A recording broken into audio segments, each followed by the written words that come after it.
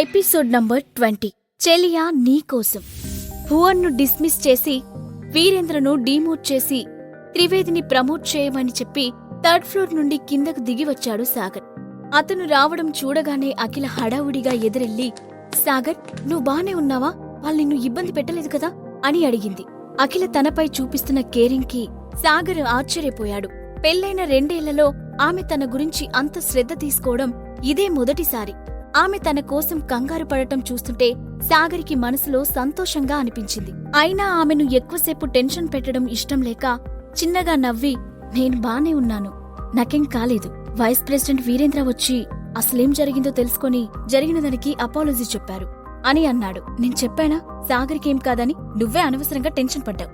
ఎంతైనా సాగర్ సాగరే అని ఆట పట్టిస్తున్నట్లుగా అంది రజిత. ఆ మాటకు సాగర్ ఆమె వైపు సీరియస్ గా చూడటంతో వెంటనే నోరు మూసుకుంది. అదంతా సరే, నువ్వు నిజంగానే అంత డబ్బుతో విల్లా కొన్నావా అని సాగర్ను ప్రశ్నించింది అఖిల. అవును అని నవ్వుతూ చెప్పాడు సాగర్. ఆ మాటకు ఒక క్షణం సైలెంట్ గా ఉన్న అఖిల తర్వాత నిదానంగా, నువ్వు ఎలాంటి తప్పు చేయవని తెలుసు, కాని ఇంత డబ్బు ఈజీగా ఖర్చు పెడుతుంటే అడగకుండా ఉండలేకపోతున్నాను. నీకీ డబ్బంతా ఎక్కడ్నుంచొస్తుంది అని అడిగింది. నేను నీకు ముందే చెప్పాను కదా అఖిల, నేను ఎలాంటి ఇల్లీగల్ పని చేయడం లేదు. ఆ విల్లా మా అని సాగర్ ఏదో చెప్పబోతుండగా రజిత మధ్యలోనే అడ్డుపడి, హే అఖిల, ఈ సాగర్ వాలకం చూస్తుంటే నాకెందుకో డౌట్ కొడుతుంది. ఖచ్చితంగా నీ దగ్గర ఏదో దాస్తున్నాడు. నువ్వు వదలకుండా గట్టిగా అడుగు. ఏదైనా అయితే నీ వెనుక నేనున్నాను కదా, చూసుకుంటాను. నువ్వు తగ్గకు, అడుగు అంటూ సాగర్ వైపు చూసి చిన్నగా నవ్వుతూ అఖిలను రెచ్చగొట్టడానికి ట్రై చేసింది. అఖిల, నువ్వు ముందు ఈమెతో ఫ్రెండ్షిప్ మానే, నీ మైండ్ ను పొల్యూట్ చేస్తుంది. కొంచెం సీరియస్ గా రజిత వైపు చూస్తూ చెప్పాడు సాగర్. హలో, అంత సీన్ లేదు సాగర్ గారు, మా ఇద్దరిది ఫెవికాల్ బంధం, మీరు విడదీసినా విడిపోదు. ఏమంటావు అఖిల అని అఖిలను అడిగింది రజిత. నువ్వూరుకోవే అంటూ రజితను కసురుకున్న అఖిల మళ్లీ సాగర్ వైపు చూసి, సరే ఇన్ని రోజులు నువ్వు ఎక్కడ ఉన్నావు, ఏం చేస్తున్నావు అని అడిగింది. ఆమె గొంతులో చిన్నపాటి ఆందోళన వినిపించింది. నాకు జాబ్ దొరికింది, చాలా మంచి జాబ్. ఆఫీస్ వల్లే ఫుడ్, లాడ్జింగ్ ప్రొవైడ్ చేస్తున్నారు. ఆలోచించకుండా సమాధానం చెప్పాడు Sagar. How, that's great news. Akhila కళ్ళలో మెరుపుతో పాటు ముఖంలో కూడా సంతోషం కనిపించింది. ఇన్ని రోజులు తన భర్తని పనికిరాని వాడని అందరూ అంటుంటే అందరికీ ఏం సమాధానం చెప్పాలో తెలియక తనలో తానే చాలా బాధపడింది. అదే ఫ్రస్ట్రేషన్ను సాగర్ పై కూడా చూపించింది. కాని ఈరోజు అతనికి జాబ్ వచ్చిందని తెలిసేసరికి ఆమెకు తెలియకుండానే సంతోషం బయటకు కనిపించింది. సాగరిక తప్పకుండా ఫ్యూచర్లో ఎదుగుతాడని ఆమెకు నమ్మకం కలిగింది. దాంతో ఆమె సాగర్ కళ్ళలోకి ఆశగా చూస్తూ, సాగర్ నువ్వు ఇంటికి తిరిగి రావాలని అనుకోవట్లేదా అని అడిగింది. నిజానికి తను ఎందుకు అంతలా సాగర్ గురించి ఆలోచిస్తుందో అఖిలకు కూడా అర్థం కావడం లేదు. ఇన్ని రోజులు అతను ఇంట్లో ఉన్నప్పుడు ఆమెకేమీ తెలియలేదు. కాని అతను దూరంగా ఉన్న కొన్ని రోజుల్లో మాత్రం ఆమెకు చాలా అన్కంఫర్టబుల్ గా అనిపించింది. ఒక రకంగా అతన్ని మిస్ అయిందని చెప్పాలి. అఖిల అలా అడగ్గానే సాగర్కి ఉన్న పలంగా ఆమెతో పాటు వెళ్లిపోవాలనిపించింది. కాని కొంచెం సేపు ఏదో ఆలోచించి, నేను కొన్ని రోజులు బయటే ఉంటానఖిల అని అన్నాడు. ఆ మాట విని అఖిల ఒక క్షణం ఏం మాట్లాడలేదు. ఆ తర్వాత నెమ్మదిగా, నువ్వు మా అమ్మ మాట్లాడిన మాటలు మనసులో పెట్టుకుని ఇలా చెప్తున్నావా అని అంది. అదేం లేదు, నేను కొన్ని రోజులు ఒంటరిగా ఉండాలనుకుంటున్నాను. అంతేకాకుండా కొత్త జాబ్ కాబట్టి కొంచెం బిజీగా కూడా ఉంటున్నాను. మా బాస్ ఎక్కువగా అబ్రాడ్లో ఉంటాడు. అతను నన్ను నమ్మి చాలా వర్క్స్ నా మీద వదిలేశాడు. అంతేకాదు, కంపెనీ డబ్బు నుండే విల్లాను కొనమని చెప్పి కొన్ని రోజుల పాటు నన్ను కూడా అక్కడే ఉండమని చెప్పాడు. ఇందాక నేను కట్టిన డబ్బు కూడా అతనిదే అంటూ ఒకేసారి ఆమెలో ఉన్న అనుమానాన్ని కూడా తుడిచే ప్రయత్నం చేశాడు. కాని పక్కనే ఉన్న రజిత, అవునా, బాస్ ఎవరైనా పని నచ్చితే ప్రమోషన్ ఇస్తాడు, కాని నీకు ఏకంగా విల్లా ఇచ్చేశాడా అని అనుమానంగా అడిగింది. ఆ మాట వినగానే అఖిలలో కూడా అదే అనుమానం ఉన్నట్లు సాగర్ వైపు చూసింది. ఆ ప్రశ్నకు సాగర్ కోపంగా పళ్ళు కొరుకుతూ, ఇదొక్కటి చాలు నా ప్రాణానికి, నా కాపురాన్ని సర్వనాశనం చేస్తుంది అని తనలో తానే తిట్టుకొని, మా బాస్ నా ఫ్రెండ్ కేదార్కి మంచి స్నేహితుడు, అందుకే కేదార్పై నమ్మకంతో నన్ను కూడా నమ్మి ఇలాంటి పనులు అప్పగిస్తున్నాడు. అలాగే ఆ విల్లా కూడా నా సొంతం కాదు, కంపెనీకే చెందుతుంది అని నోటికొచ్చిన అబద్ధాన్ని అల్లేశాడు సాగర్. కేదార్ పెద్ద ఇండస్ట్రియలిస్ట్ కాబట్టి అతనికి అలాంటి ఫ్రెండ్స్ ఉండే అవకాశం ఉందని అనుకున్న అఖిలకు ఇక సాగర్ను అనుమానించాలని అనిపించలేదు. కాని రజిత మాత్రం సాగర్ వైపు అనుమానంగా చూసింది.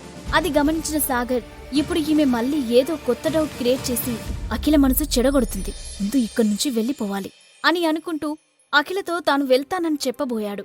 కాని ఇంతలో అఖిల హఠాత్తుగా, సాగర్, ఆ రోజు రానా మల్హోత్రా నన్ను బంధించినప్పుడు నాకు బదులుగా నువ్వెందుకు బందీగా వెళ్ళావు? అతను నిన్నేమైనా చేస్తాడని నీకు భయం వేయలేదా అని అడిగింది. ఎందుకంటే నువ్వు నా భార్యవి కాబట్టి, వెంటనే అన్నాడు సాగర్. ఆ చిన్న వాక్యం అఖిలను నిలువెల్లా కంపించేలా చేసింది. ఆమె మనసు సాగర్ పట్ల కృతజ్ఞతతో నిండిపోయింది. ఆమె అలా చూస్తూ ఉండగానే సెల్ ఫోన్ రింగ్ అవడంతో స్పృహలోకి వచ్చి ఫోన్ లిఫ్ట్ చేసింది అఖిల. 2 నిమిషాలు మాట్లాడి నేను ఇప్పుడే వస్తున్నాను అని చెప్పి ఫోన్ పెట్టేసింది. ఆ తర్వాత సాగర్తో నేను ఆఫీస్కి వెళ్తున్నాను, టేక్ కేర్ అని చెప్పింది. సరే, నువ్వు కూడా జాగ్రత్త, కొన్ని రోజుల తర్వాత నేనే స్వయంగా ఇంటికి వస్తాను అని చెప్పాడు సాగర్. కొన్ని రోజులంటే ఎన్ని రోజులు సాగర్ గారు? టక్కున అడిగింది రజిత. ఆ మాటకు సాగర్ ఆమె వైపు సీరియస్ గా చూడటంతో అది గమనించిన అఖిల ఇక చాల్లే నువ్వురా అంటూ రజితను చేయి పట్టుకుని అక్కడి నుంచి లాక్కెళ్ళింది. కాని రజిత వెనక్కి తిరిగి సాగర్ వైపు అనుమానంగానే చూస్తూ వెళ్ళింది. ఆ తర్వాత వారం రోజులు గడిచిపోయాయి. సాగర్ సీఈఓగా కంపెనీకి వెళ్లి తన బాధ్యతను నిర్వహిస్తున్నాడు. సెక్రటరీ జాస్మిన్ అతని కోసం ఆడి కార్ను కొని డ్రైవర్ను కూడా ప్రొవైడ్ చేసింది. ఎప్పట్లాగే ఆ రోజు ఉదయాన్నే కార్లో ఆఫీస్కి బయలుదేరాడు సాగర్. దారిలో సిగ్నల్ పడడంతో కార్ను ట్రాఫిక్లో నిలిపాడు డ్రైవర్. వెనుక సీట్లో కూర్చొని ఉన్న సాగర్ ల్యాప్టాప్లో ఏవో ఫైల్స్ చెక్ చేస్తున్నాడు. అదే సమయంలో స్కూటీపై హెల్మెట్ పెట్టుకుని ఆఫీస్కి వెళ్తున్న రజిత కూడా వచ్చి కార్ పక్కనే నిలబడింది. అప్పుడే ట్రాఫిక్లో 8 ఏళ్ల కుర్రాడు అక్కడ నిలబడి ఉన్న వెహికల్స్ లో ఒక్కో దాని దగ్గరికి వెళ్తూ సార్, ఒక 10 రూపాయలు ధర్మం చేయండి సార్ అని అడుగుతూ వస్తున్నాడు. ఆ పిల్లాన్ని చూసి కొంతమంది విసుక్కుంటుంటే మరికొంతమంది జాలిపడి ధర్మం చేస్తున్నారు. వరుసగా ఒక్కో వెహికల్ దగ్గరికి వెళ్తున్న ఆ పిల్లాడు సాగర్ కారుకి, రజిత స్కూటీకి మధ్యలోకి వచ్చి కార్ గ్లాస్ పై చిన్నగా కొడుతూ సార్, హెల్ప్ చేయండి సార్, అన్నం తిని 2 రోజులైంది, కొంచెం దయ చూపించండి సార్ అంటూ జాలిగా ముఖం పెట్టి అడిగాడు. ఆ మాటలు పక్కనే ఉన్న రజిత చెవిలో పడ్డాయి. దాంతో ఆమె వెంటనే ఆ కుర్రాడి వైపు చూసి 21st సెంచరీలో కూడా ఇండియాలో ఆకలి బదులు పోలేదు అని అనుకుంటూ తన హ్యాండ్ బ్యాగ్ లో నుంచి కొంత డబ్బును తీసిచ్చింది. కాని ఈలోగా కార్ గ్లాస్ డోర్ దించిన సాగర్ ఆ పిల్లాడిని చూసి నీకు ఆకలి తీరడం కావాలా, డబ్బు కావాలా అని అడిగాడు. ఆకలి అని చెప్పబోతూ వెంటనే ఏదో గుర్తొచ్చినట్లుగా ఆగిన కుర్రాడు సార్, నాకు డబ్బులు కావాలి అని అన్నాడు. ఎందుకు? అంత ఆకలిగా ఉంటే కడుపు నిండా ఫుడ్ పెట్టిస్తాను, తిను అని అన్నాడు. ఇప్పుడు మీరు అన్నం పెట్టిస్తే నేను మాత్రమే తింటాను సార్, కానీ నాతో పాటు ఇలా అడుక్కునే పిల్లలు కొంతమంది ఉన్నారు, వాళ్ళు కూడా ఆకలితో ఉంటారు, అందుకే మీరు డబ్బులిస్తే మేమందరం కలిసి అందరి దగ్గర ఉన్న డబ్బులు కలిపి ఏదో ఒకటి కొనుక్కొని తింటాం అని చెప్పాడు. ఆ పిల్లాడు చెప్పింది విని సాగర్కి జాలి కలిగింది. వెంటనే అతను తన పాకెట్లో ఉన్న డబ్బు తీసి తన డ్రైవర్కి ఇస్తూ రాము, నువ్వు ఇక్కడే దిగి ఈ పిల్లాడితో పాటు ఉన్న ఆ పిల్లల్ని కూడా తీసుకుని వెళ్లి వాళ్ళందరికీ కడుపు నిండా భోజనం పెట్టించి ఆ తర్వాత ఆఫీస్కి రా అని చెప్పాడు. జరిగిందంతా పక్కనే ఉండి సైలెంట్ గా వింటున్న రజిత ఆ కార్లో వ్యక్తి మాటలు విని కొంచెం ఆశ్చర్యపోయింది. అతనెవరో కాని పిల్లల ఆకలి తీర్చడానికి ప్రయత్నించాడు, చూస్తుంటే మంచివాడిలా ఉన్నాడు అనుకుంది. కాని ఆ గొంతు తనకు ఎక్కడో విన్నట్లుగా అనిపిస్తూ ఉండటంతో వెంటనే తల తిప్పి చూసింది. అప్పుడే డ్రైవర్ని దిగిపోమ్మని చెప్పిన సాగర్ వెనుకవైపు డోర్ తీసుకుని రజిత పక్కనుండే ఫ్రంట్ సీట్కి వెళ్లి డ్రైవర్ సీట్లో కూర్చున్నాడు. అతన్ని చూసిన రజిత షాక్ అయింది. ఇప్పటిదాకా తన పక్కన ఉండి మాట్లాడిన వ్యక్తి సాగర్ అని ఆమెకు అర్థమైంది. కాని సాగర్ అంత ఖరీదైన కారులో తిరగడం, డ్రైవర్ను మెయింటైన్ చేయడం చూసి ఆమెకు అంతా అయోమయంగా అనిపించింది. డ్రైవర్ ఆ కుర్రాన్ని తీసుకుని పక్కకు వెళ్లిపోయాడు. ఇంతలో ట్రాఫిక్లో గ్రీన్ లైట్ పడటంతో సాగర్ కార్ డ్రైవ్ చేసుకుంటూ ముందుకు వెళ్లాడు. వెంటనే తేరుకున్న రజిత కూడా అతని వెనుకే కార్ను ఫాలో అవ్వడం మొదలుపెట్టింది. కాసేపటికి car Swapnalok group main branch ముందు ఆగింది. రజిత కూడా అతనికి కొంచెం దూరంగా స్కూటీని ఆపి అతను వెళ్లిన వైపు చూసింది. ఆ కార్ను చూడగానే స్వప్నలోక్ బిల్డింగ్ గేట్ దగ్గరున్న గార్డ్ అలర్ట్ అవుతూ సెల్యూట్ చేసి వెంటనే డోర్ ఓపెన్ చేశాడు. కార్ పూర్తిగా లోపలికి వెళ్లిన తర్వాత గేట్ క్లోజ్ అయింది. అది చూసి రజిత ఆశ్చర్యపోయింది. సాగర్కి ఇతనెందుకు ఇంత మర్యాద ఇస్తున్నాడు? ఒకవేళ సాగర్ వర్క్ చేస్తున్నానని చెప్పిన కంపెనీ ఇదేనా అని అనుకుంటూనే వెళ్లి అక్కడ ఉన్న గార్డ్తో చిన్నగా మాటలు కలిపి భయ్యా, ఒక చిన్న ఇన్ఫర్మేషన్ కావాలి అని అడిగింది. ఆ గార్డ్ ఏంటన్నట్లుగా ఆమె వైపు చూశాడు. ప్రశ్న అడిగే ముందు రజిత తన హ్యాండ్ బ్యాగ్ లో నుండి 500 నోటు తీసుకుని ఆ గార్డ్ చేతిలో పెట్టింది. అది చూడగానే గార్డ్ కళ్ళు మెరిశాయి. వెంటనే ఆ నోట్ను తన పాకెట్లోకి తోసేస్తూ చెప్పండి, మీకే ఇన్ఫర్మేషన్ కావాలి అని అడిగాడు. ఇప్పుడు కార్లో లోపలికి వెళ్ళింది ఎవరు భయ్యా అని ఆరా తీస్తున్నట్లు అడిగింది రజిత. ఆ ప్రశ్నకు గార్డ్ ఆమెను కొంచెం విచిత్రంగా చూసి అతను మా కొత్త సీఈఓ అని చెప్పాడు. సీఈఓనా ఆమె ఆశ్చర్యంగా నోరు తెరిచింది. అవును, మా కొత్త సీఈఓ సాగర్ గారు అని చెప్పాడు గార్డ్. ఆ పేరు వినగానే అప్పటిదాకా ఆమెలో ఉన్న అపనమ్మకం ముక్కలైపోయింది. అతను ఖచ్చితంగా అఖిల భర్త సాగర్ అని కన్ఫర్మ్ చేసుకుంది. వెంటనే ఆ విషయాన్ని అఖిలతో చెప్పాలని ఫోన్ తీసి కాల్ చేయబోయింది. కాని అంతలోనే ఆలోచిస్తూ, లేదు, ఈ విషయాన్ని ఫోన్లో కాదు, డైరెక్టుగానే చెప్పాలి అని అనుకొని ఆ బిల్డింగ్ వైపు ఒకసారి చూసి అక్కడి నుంచి వెళ్లిపోయింది. ఆ తర్వాత రోజు ఉదయాన్నే నిద్రలేచిన సాగర్కి మనసంతా ఏదోలా అనిపించింది.